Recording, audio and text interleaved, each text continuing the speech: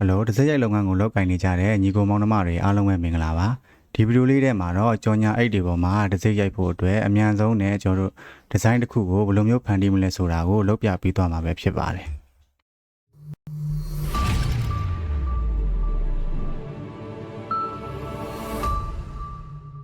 โอเคဆိုကြပါစို့အခုကကျွန်တော်ပေါ့နော်ဒီအထက်ဆိုင်တစ်ခုကနေပြီးတော့မှကြော်ညာအိတ်လေးဒီ order လက်ခံထားတာရှိပါတယ်ဒီသူတို့ကပေးတယ်ဒီအိတ်ပေါ်မှာရေးမယ်ပေါ့နော်ဒီ sign number တွေဖုန်းနံပါတ်တွေသူတို့ရေးမယ်စာသားတွေကိုကျွန်တော်အကျန်းလေးမှတ်ထားတာရှိပါတယ်အဲ့ဒါလေးကိုကျွန်တော်ဒီ Photoshop ထဲမှာဖွင့်လိုက်ပါအောင်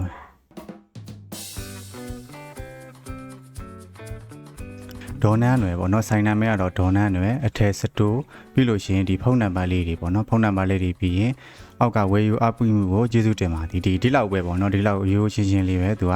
ကျွန်တော်ကိုပေးထားတာဖြစ်ပါတယ်ဒီသူကတော့ဗောနော်ဒီဒီဇိုင်းကိုဒီအထည်ဆိုင်နဲ့လိုက်ဖက်မဲ့ဒီဒီဇိုင်းလေးကိုလုပ်ပေးပါဆိုပြီးတော့ကျွန်တော်ကိုပြောထားပါတယ်။ Okay အဲ့ဒါဆိုလို့ရှိရင်ကျွန်တော်တို့ဒီဇိုင်းတစ်ခုအစဖန်တီးဖို့အတွက်ကျွန်တော် A4 trip ကိုကျွန်တော်ခေါ်လိုက်ပါအောင်။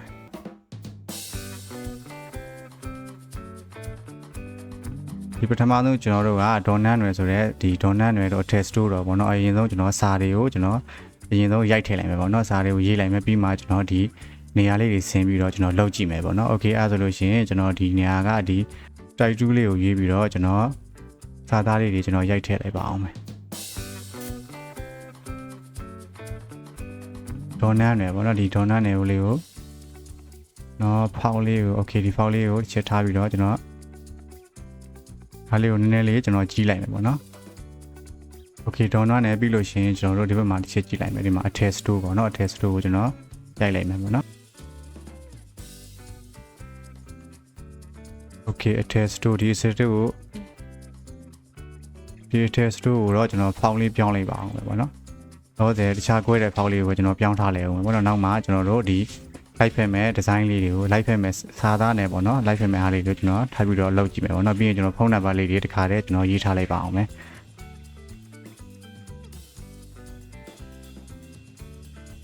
။ပြီးရင်အောက်မှာဝယ်ယူအပ်ပေးမှုကိုကျေးဇူးတင်ပါတယ်ပေါ့နော်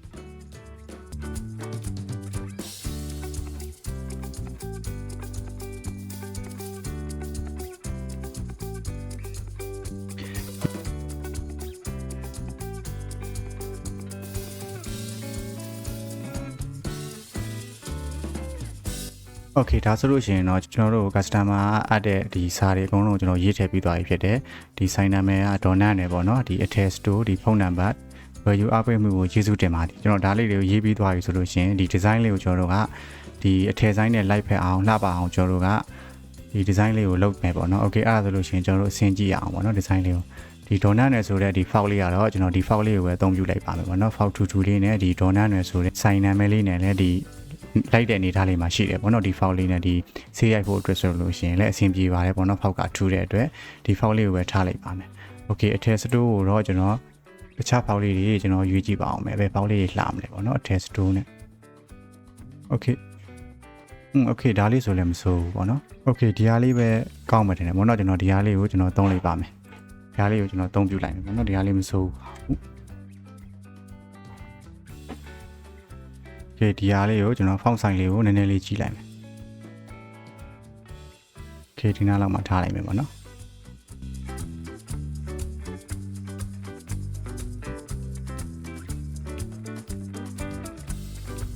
Okay ဒီဖုန်းနံပါတ်တွေကပေါ့နော်ဒီနည်းနည်းထူနေတယ်လို့ခံစားရတယ်ပေါ့နော်ဒီဖုန်းနံပါတ်လေးတွေကိုကျွန်တော်ဖောင်းလေးပြောင်းလိုက်အောင်ပေါ့နော်တခြားကျွန်တော်ကြည့်လို့ကောင်းမယ်ဖောင်းလေးကိုတစ်ချက်လောက်ကျွန်တော်ပြောင်းလိုက် Okay ဒီဟာလေးဆိုလို့ရှိရင်အဆင်ပြေတယ်Okay ဒါဆိုလို့ရှိရင်ကျွန်တော်တို့ကဒီအထည်ဆိုင်နဲ့ live ဖက်မဲ့ကျွန်တော်တို့ဒီနားပေါ့နော်ဒီနားလေးကိုကျွန်တော်လွတ်နေတဲ့နေရာလေးမှာကျွန်တော်တို့အယုတ်လေးတစ်ခုထည့်ကြည့်မယ်ပေါ့နော်အထည်ဆိုင်နဲ့ live ဖက်မဲ့အယုတ်လေးကိုကျွန်တော်ဒီမှာပတ်ဖွင့်လိုက်ပါအောင်အထည်ဆိုင်နဲ့ live ဖက်မဲ့ကျွန်တော်တို့ကဈေးဝယ်ထွင်နေတဲ့ဒီအယုတ်လေးကိုကျွန်တော်ထည့်လိုက်ပါမယ်ဖွင့်ပြီးတော့ကျွန်တော်ဒီဟာကိုခုနကကျွန်တော်တို့လုပ်နေတဲ့လုပ်လက်စာဒီဇိုင်းလုပ်လက်စာတွေကိုကျွန်တော်ဆွဲထည့်လိုက်ပါမယ် Okay ဒီရုပ်လေးပေါ့နော်ဒီရုပ်လေးနဲ့ဆိုလို့ရှိရင်ကျွန်တော်တို့ live ဖက်တယ်ပေါ့နော်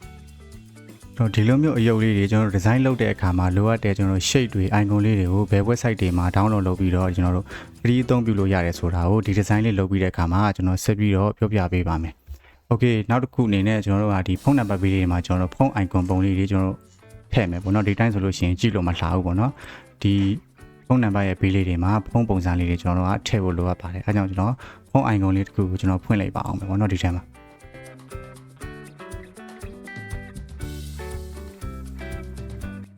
โอเคဒါကိုလည်းခုနကလိုပဲ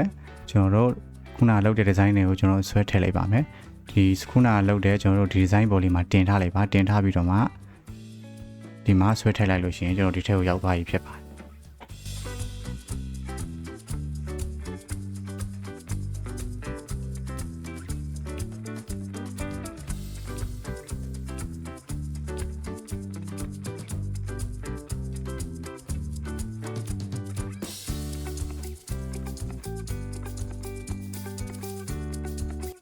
ပြီးလို့ရှိရင်ကျွန်တော်တို့ကဒီ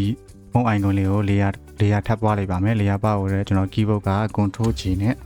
layer ပွားတို့မှကျွန်တော် order ကိုပြီးပြီးတော့ဒီပေါ်မှာ click ထောက်ပြီးတော့လည်းကျွန်တော်တို့နောက်တစ်ခုကျွန်တော်တို့ပွားထုတ်လို့ရပါတယ် Okay ပြီးလို့ရှိရင်ကျွန်တော်တို့ကဒီဖုန်း icon နဲ့ဒီ number ပေါ့နော်ဒီနှစ်ခုကိုကျွန်တော်တို့ကနေရာတွေတေချာညှိလို့ရအောင်ဒီနှစ်ခုကိုတစ်ခုတည်းဖြစ်အောင်ပေါင်းလိုက်မယ်ပေါ့နော်ဒီဖုန်းနဲ့ဖုန်းနံပါတ်နဲ့ icon နဲ့ဒီအောက်ကလည်းဒီဖုန်းနံပါတ်နဲ့ icon နဲ့ကိုကျွန်တော်တို့ပေါင်းလိုက်မယ်ပေါ့နော် keyboard ကတည်းလို့ကျွန်တော်တို့ control ကိုပြီးထားပြီးတော့မှကိုပေါင်းခြင်းတဲ့ layer နှစ်ခုကိုကျွန်တော်တို့ select မှပြီးတော့ keyboard ကတည်းလို့ control E နဲ့ကျွန်တော်တို့ပေါင်းလိုက်မယ်ပေါ့နော်ဒါဆိုလို့ရှိရင်ကျွန်တော်တို့ဒီ layer လေးတွေကျွန်တော်ပေါင်းစည်းပြီးသွားပြီဖြစ်ပါတယ်ပြီးရင်ကျွန်တော်တို့ကဒီဟာကိုကြည့်လို့လာတဲ့အနေအထားကိုရအောင်ပေါ့နော်ဒီလိုက်ပြီးတော့ကျွန်တော်တို့တစ်ခုချင်းစီကြီးသေးလေးတွေကျွန်တော်တို့လိုက်ပြီးတော့ချိန်လိုက်မယ်ပေါ့နော်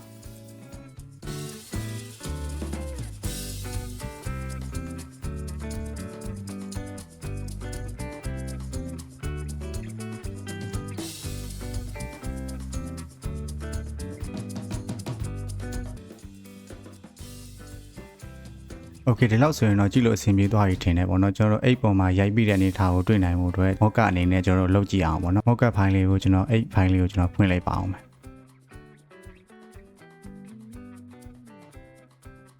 โอเคဒီထက်ကိုကျွန်တော်ခုနကကျွန်တော်လုပ်ထားတယ်ကျွန်တော် donor နဲ့ကျွန်တော်ဒီဇိုင်းလေးကို8မှာရိုက်မယ်ဒီဇိုင်းလေးကိုကျွန်တော်ဒီနေရာမှာလာပြီးတော့နမူနာအနေနဲ့အစမ်းကြည့်ကြည့်အောင်ပေါ့နော်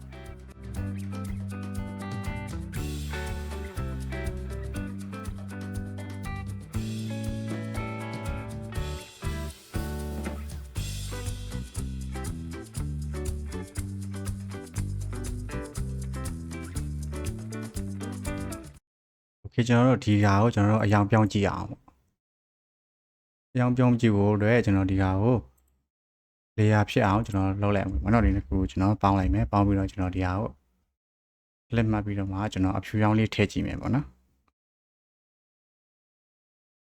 Okay ဒီအနေထားလေးဆိုလို့ရှိရင်ကြည့်လို့မစိုးဘူးပေါ့နော်ရှင်းလဲရှင်းတယ်ကျွန်တော်တို့ကစာသားလေးတွေလည်းပေါ်တယ်ပေါ့နော်ဒီဖုန်းနံပါတ်လေးတွေလည်းပေါ်တယ်ရိုးရှင်းပြီးတော့မှကျွန်တော်တို့ဒီဒီဇိုင်းလေးကလှလဲလှတယ်ပေါ့နော် Okay ဒါဆိုလို့ရှိရင်ကျွန်တော်တို့ဒီတိုင်းလေးကျွန်တော်ကြိုက်ပြီဆိုလို့ရှိရင်ခုနကကျွန်တော်တို့ဒီဇိုင်းလုပ်တဲ့နေရာကိုကျွန်တော်တို့ပြန်သွားကြမယ်ပေါ့နော်ပြန်သွားပြီးတော့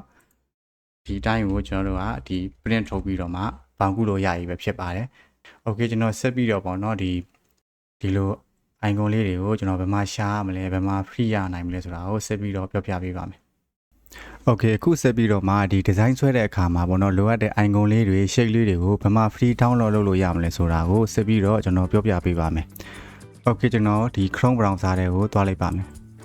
Okay ဒီကျွန်တော်တို့ဒီ Chrome browser တွေကိုရောက်ပြီဆိုလို့ရှိရင်ဒီ search bar မှာကျွန်တော်တို့ကဒီ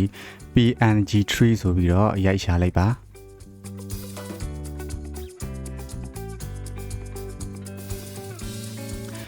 Okay ပြီးလို့ရှိရင်ဒီပေါ်ဆုံးက website ဖြစ်ပါတယ်ပေါ့နော်ဒီပေါ်ဆုံး website တွေကိုဝင်ရမှာဖြစ်ပါတယ်ဒီ website တွေကိုရောက်ပြီဆိုလို့ရှိရင်ကျွန်တော်တို့ကဒီကိုလိုချင်တဲ့ကိုလိုအပ်တဲ့ဒီ shape တွေပဲဖြစ်ဖြစ် icon တွေပဲဖြစ်ဖြစ်ပေါ့နော်ကိုလိုအပ်တဲ့ပုံစံလေးတွေကိုကျွန်တော်တို့ကရှာပြီးတော့ဒီနေရာမှာ download လုပ်လို့ရပါတယ်ဒီနေရာလေးမှာပေါ့နော်ဒီ search bar ပေါ်မှာပဲကျွန်တော်တို့ကရှာရမှာဖြစ်ပါတယ်ဒီနေရာမှာထောက်ပြီးတော့ကျွန်တော်ခုနကကျွန်တော် design မှာသုံးခဲ့တဲ့ဒီကောင်မလေးပုံစံပေါ့နော်ဒီဈေးဝယ်ထွင်နေတဲ့ကောင်မလေးပုံစံကိုရိုက်ရှာဖို့အတွက်ကျွန်တော်ဒီ Shopee က Select West PNG ဆိုပြီးတော့ကျွန်တော်ရိုက်ရှာလိုက်ပါမယ် Okay ဒါဆိုလို့ရှိရင်ကျွန်တော်တို့ဒီအိမ်မှာသုံးဖို့အတွက်ကျွန်တော်တို့ဒီ PNG file လေးတွေကျွန်တော်တို့အများကြီးတက်လာပြီဖြစ်ပါတယ်ဒီထက်မှာမှကျွန်တော်တို့ကကိုကြိုက်တဲ့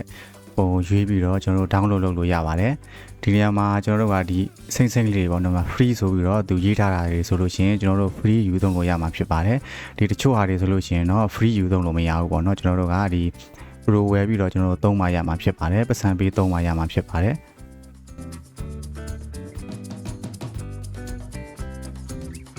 ဒီမှာ free တွေကတော်တော်လေးများများရှိတယ်ပေါ့နော်အကုန်လုံးဒီမှာ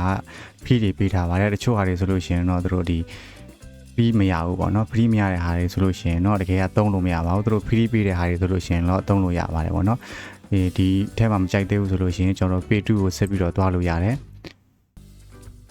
ပုံလေးတွေကတော့အများကြီးရှိတယ်ပေါ့နော် Okay ကျွန်တော်ဒီထက်ကမှဒီပထမဆုံးပုံလေးကိုကျွန်တော်တို့ click လိုက်မယ်ပေါ့နော် click ပြီးတော့မှဒီမှာကျွန်တော်တို့ကဒီက PNG file နဲ့ download လုပ်လို့ရပါတယ်ဒီ PSD file ဆိုလို့ရှိရင်တော့ကျွန်တော်တို့ကဒီ download မရဘူးပေါ့နော် PSD file ဆိုလို့ရှိရင် premium version နဲ့မှာကျွန်တော်တို့က download လုပ်လို့ရမှာဖြစ်ပါတယ်ဒီ PNG file နဲ့ဆိုရင်လည်းကျွန်တော်တို့ကအသုံးပြုလို့ရပြီဖြစ်ပါတယ်ဒါကြောင့်ကျွန်တော်တို့ဒီ PNG file နဲ့ကျွန်တော်တို့ download လုပ်လိုက်ရုံပဲဖြစ်ပါတယ်ကျွန်တော်လိုချင်တဲ့ပုံလေးတွေကိုလိုက်ရှာပြီးတော့မှာပေါ့နော် Okay နောက်တစ်ခုကိုကျွန်တော်ရိုက်ရှာကြည့်မယ်ထပ်ပြီးတော့ကျွန်တော်ခုနက design မှာအသုံးပြုခဲ့တဲ့ကျွန်တော်တို့ဖုန်း icon ပုံလေးတွေပေါ့နော်ဒါလေးတွေကိုကျွန်တော်ဆက်ပြီးတော့ရိုက်ရှာကြည့်အောင်